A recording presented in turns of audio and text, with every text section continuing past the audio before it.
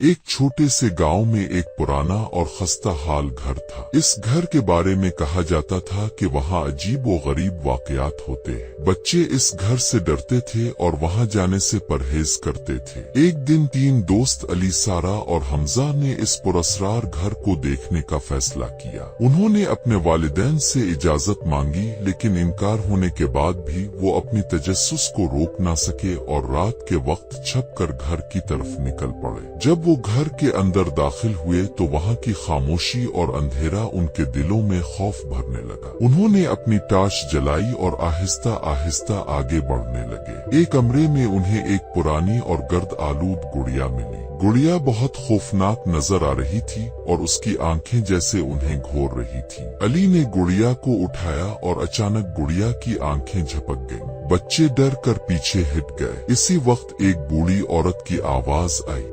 ये गुड़िया कभी एक प्यारी बच्ची की थी जो इस घर में रहती थी, लेकिन एक दिन बच्ची गुम हो गई और उसकी रूह इस गुड़िया में बसेरा कर गई।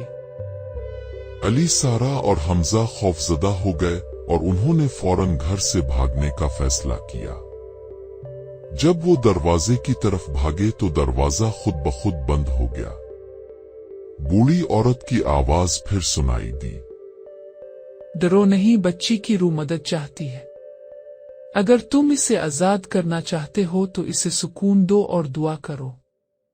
बच्चे मिलकर दुआ करने लगे और बच्ची की रूह के लिए सुकून की दुआ की। कुछ देर बाद दरवाजा खिल गया और गुड़िया की आंखों से आंसू निकल आए, जैसे कि रूह आजाद हो गई हो। जब बच्चे घर से बाहर निकले तो पूरा घर रोशनी में नहा गया और वहाँ का खौफनाक माहौल खत्म हो गया। बच्चे खुशी खुशी घर वापस आए और उन्होंने अपनी इस मुहिम को हमेशा याद रखा। इस कहानी से हमें ये सबक मिलता है कि हमें मुश्किल हालात में भी हिम्मत नहीं हारनी चाहिए और दूसरों की मदद करनी चाहिए। दुआ और नेक नीति से हम किसी की भी मदद कर सकते हैं।